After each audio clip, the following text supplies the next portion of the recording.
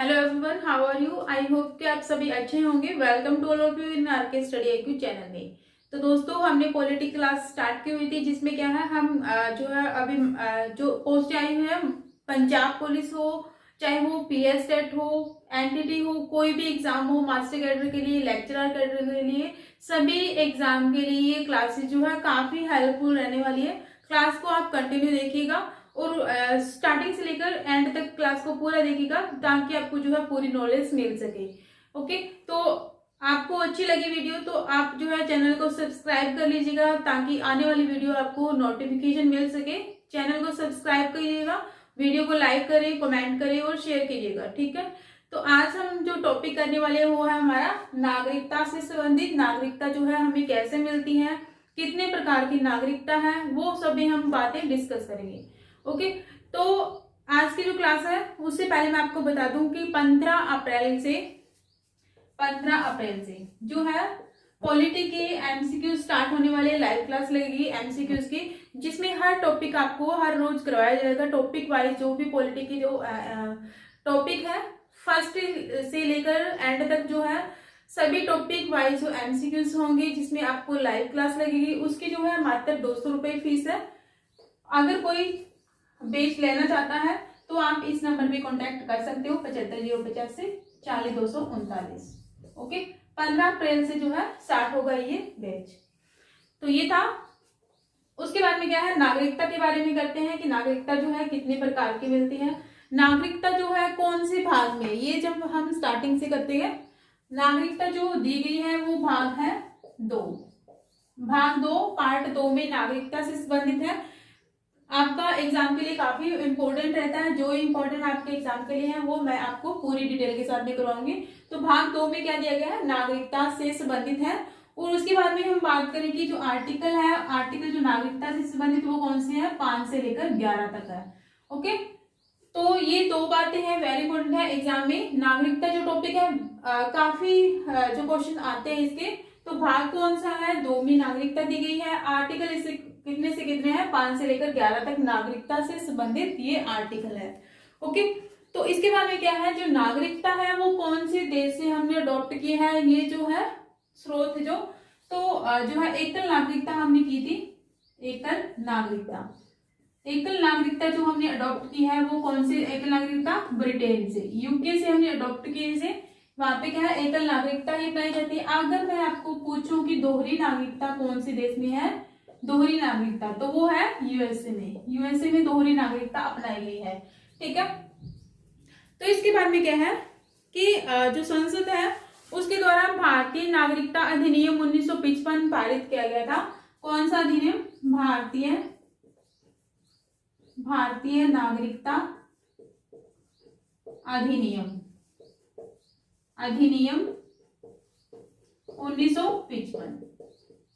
तो ये किसके द्वारा पारित किया गया था, संसद के द्वारा। संसद के द्वारा ये जो अधिनियम पारित करके जो भारतीय है उनको क्या है, जो नागरिकता से संबंधित प्रावधान किया गया था कि ऐसे ऐसे आपको नागरिकता दी जा सकती है। ये अधिनियम पारित करके क्या है, इस अधिनियम के तहत हमें जो नागरिकता मिली है, अभी तक नागरिकता में कितने जो है संशोधन हो चुके हैं नागरिकता में, तो वो है इस अधिनियम के द्वारा संशोधन किए जाते हैं। भारतीय नागरिकता अधिनियम 1955 के द्वारा अभी तक क्या है, 6 बार संशोधन हो चुके हैं।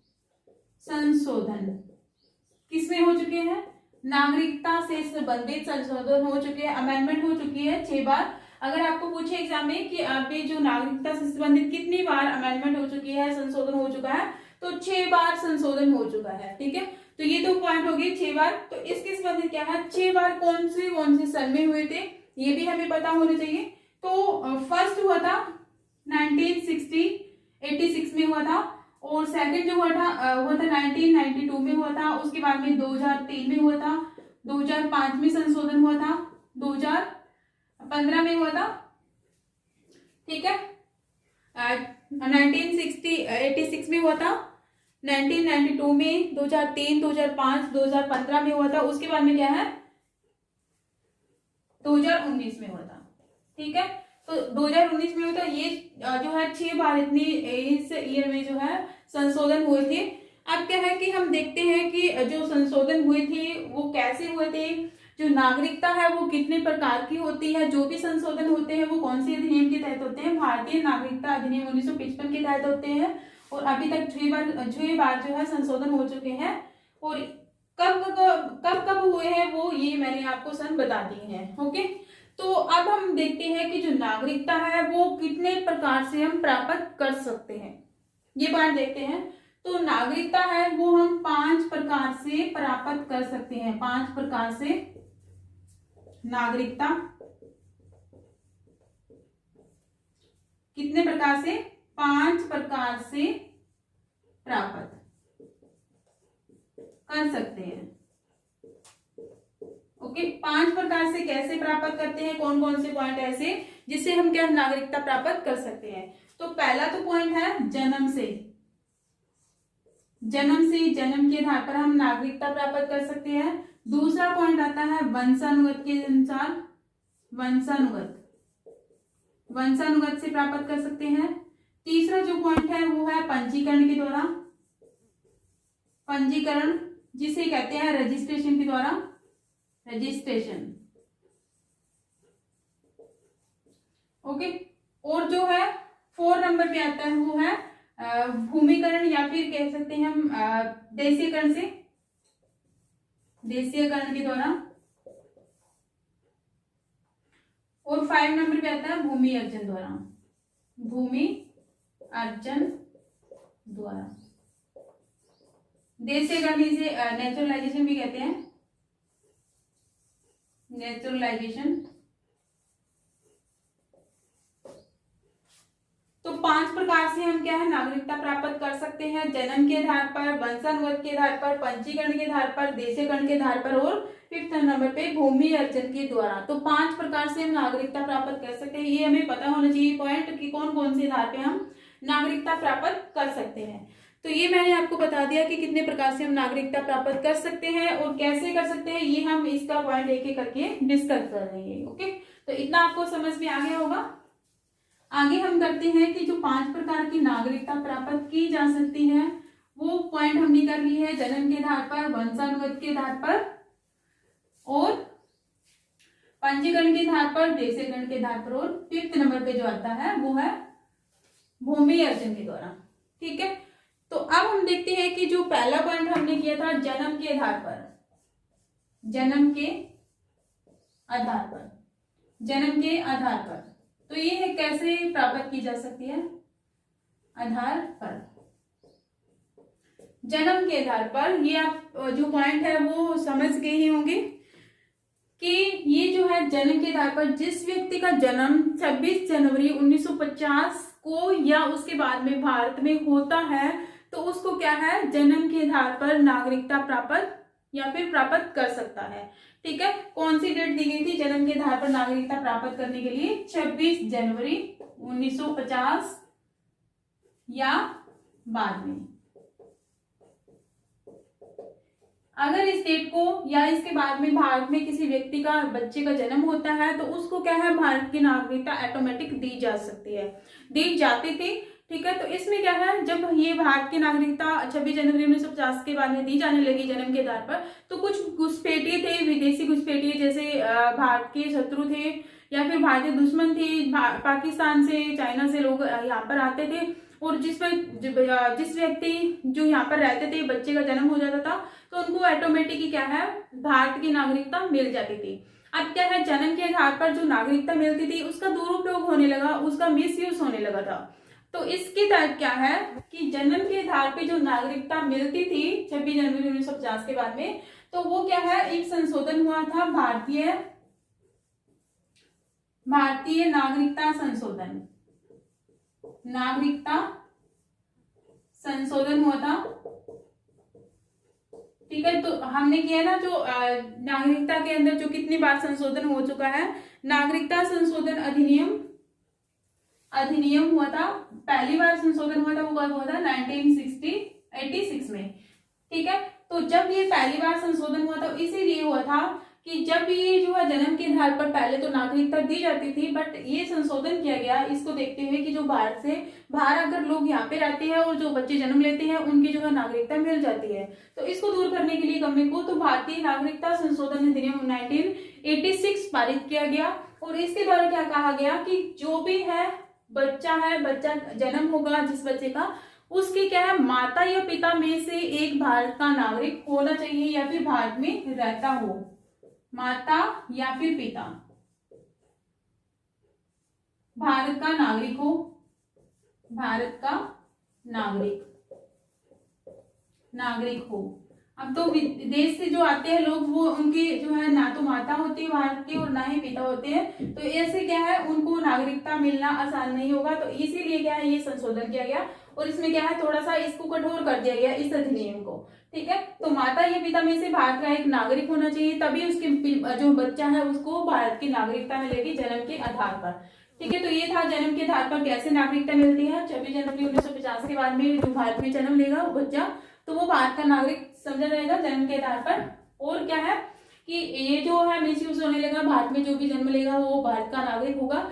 तो इसके बाद में संशोधन किया गया नागरिकता संशोधन अधिनियम 1986 में। तो इसके द्वारा क्या कहा गया कि भारत में जो जन्म लेगा बच्चा उसके माता या पिता में से एक भारत का नागरिक होना चाहिए, तभी उसके बच्चे को भारत की नागरिकता दी जाएगी जन्म के आधार पर। ओके, तो उसके बाद में सेकंड पॉइंट आता है। सेकंड पॉइंट में क्या है वंशानुगत से। वंशानुगत से कैसे, सेकंड जो पॉइंट है वंशानुगत से, जिसे इंग्लिश में कहते हैं बाय डिसेंट। वंशानुगत आप समझ गए होंगे। वंशानुगत कैसे कि भारत से बाहर रहने वाला कोई व्यक्ति है, ठीक है,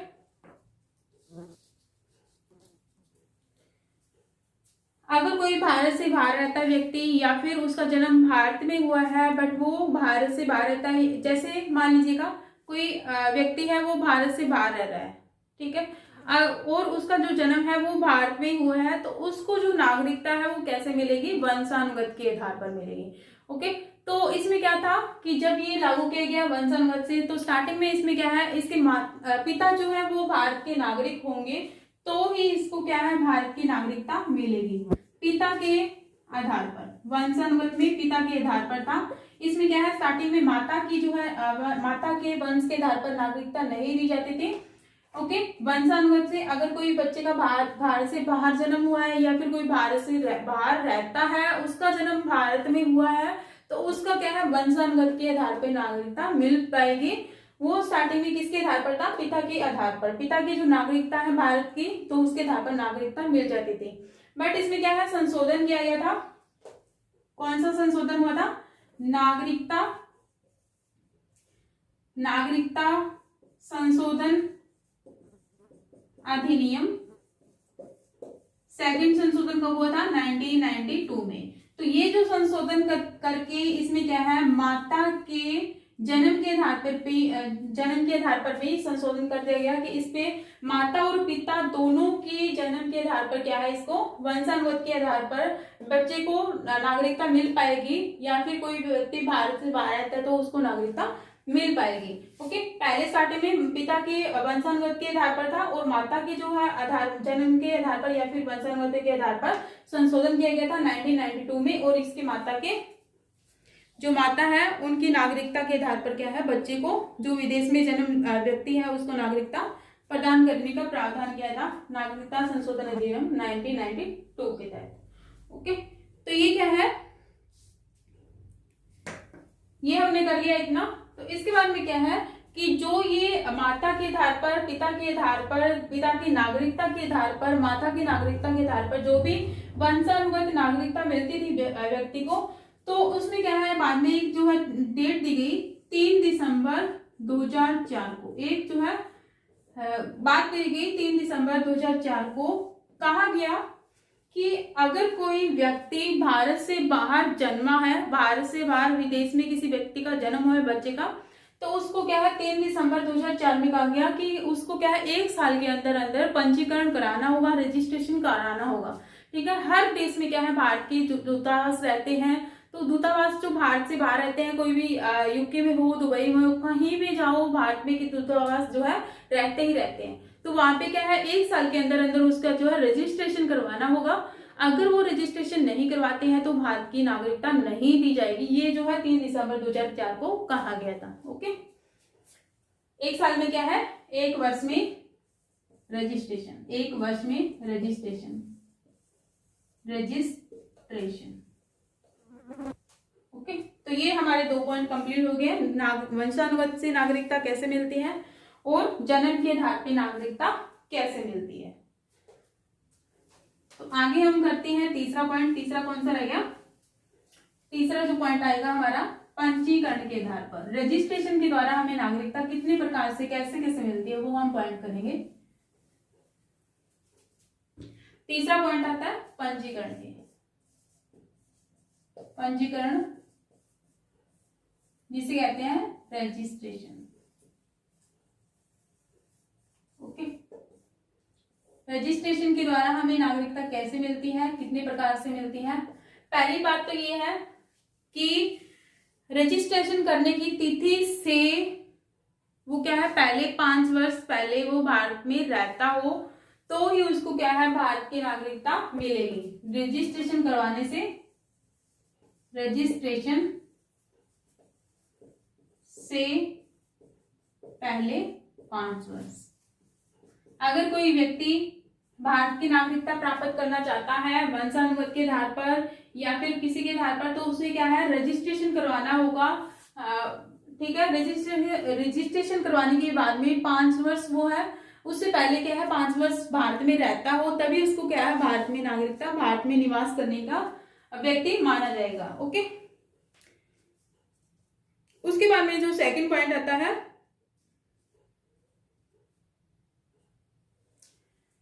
कि कौन से व्यक्ति को जो रजिस्ट्रेशन के द्वारा नागरिकता मिल सकती है, जिस व्यक्ति का जन्म भारत में हुआ है और वो क्या है, भारत से बाहर रह रहा हुआ है।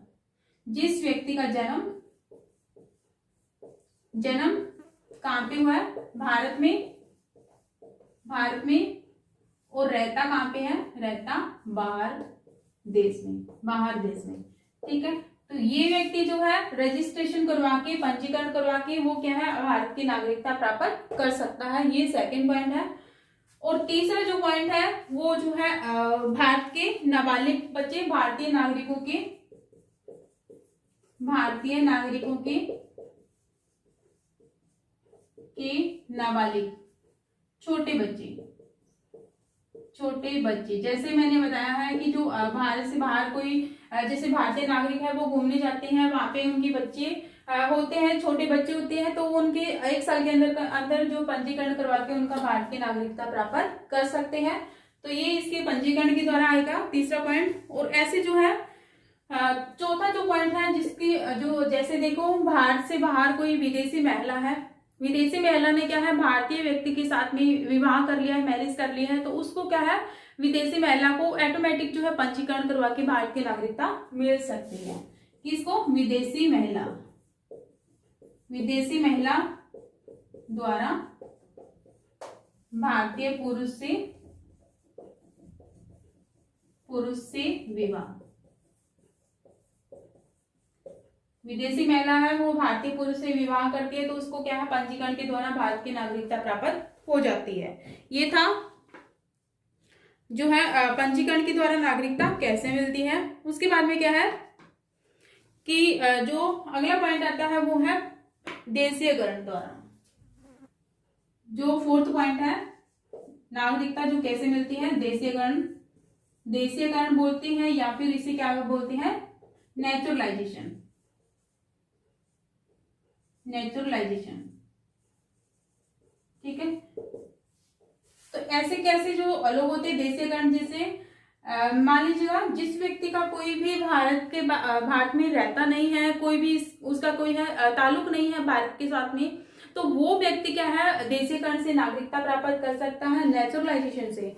जैसे अमेरिका का कोई व्यक्ति है, वो क्या है, भारत में जो है भारत की नागरिकता प्राप्त करना चाहता है, वो क्या है अमेरिका की नागरिकता त्याग चुका है और वो चाहता है कि मैं भारत की नागरिकता प्राप्त करूं, भारत में रहना वो पसंद करता है।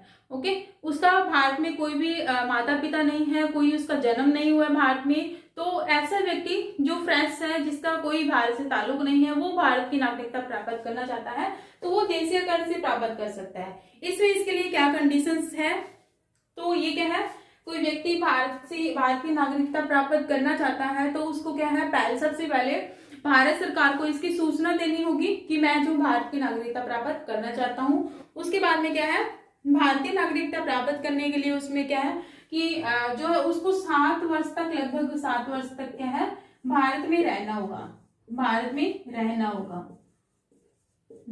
होगा।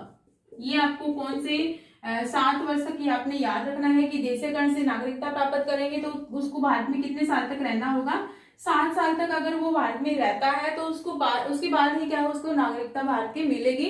और उसको क्या है, भारतीय संविधान में जो 22 लैंग्वेज है, 22 लैंग्वेज में से एक लैंग्वेज जो है उसमें से एक जो है लैंग्वेज उसको आती होनी चाहिए।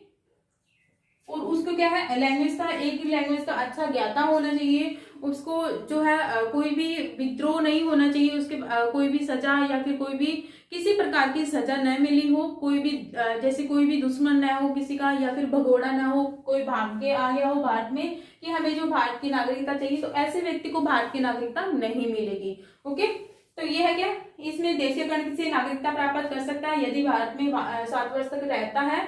और उसके में 22 लैंग्वेज जो संविधान में हमारे लिखित है, 22 लैंग्वेज में से एक जो लैंग्वेज का अच्छा ज्ञाता होना चाहिए, कोई भी इस पे कोई भी कानून या फिर उसे सजा न मिली हो, कोई भी ऐसा नहीं कोई भगोड़ा हो और उससे भारत की नागरिकता मिलेगी, तो ऐसा नहीं होगा। देशीयकरण से ये जो है कानून उस पर लागू होते हैं। ओके, उसके बाद में आता है 5 नंबर पॉइंट पे। 5 नंबर पॉइंट पे क्या है,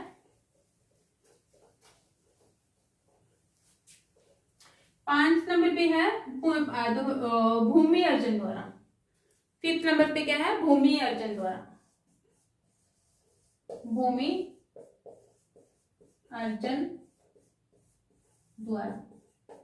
भूमि अर्जन कहां से करेंगे, मान लीजिएगा ये हमारा भारत है, भारत क्या है, भारत सरकार ने किसी विदेशी राज्य से, यहाँ से हमने कोई भूमि अर्जन की है भारत सरकार ने, ठीक है, भारत के साथ में हमने कुछ भूमि प्रदान की है, भूमि ली है, भूमि अर्जन की है। तो ये क्या है, जब हमारी भारत सरकार है इसको भारत में मिला लेती है, तो यहाँ पे जो लोग रहते हैं, जो भी लोग रहते हैं, तो उसको क्या है, अगर हम इस भूमि को भारत में मिलाएंगे तो जो लोग रहते हैं उनको क्या है, ऑटोमेटिक ही भारत की नागरिकता प्राप्त हो जाएगी। तो ये है भूमि अर्जन द्वारा नागरिकता।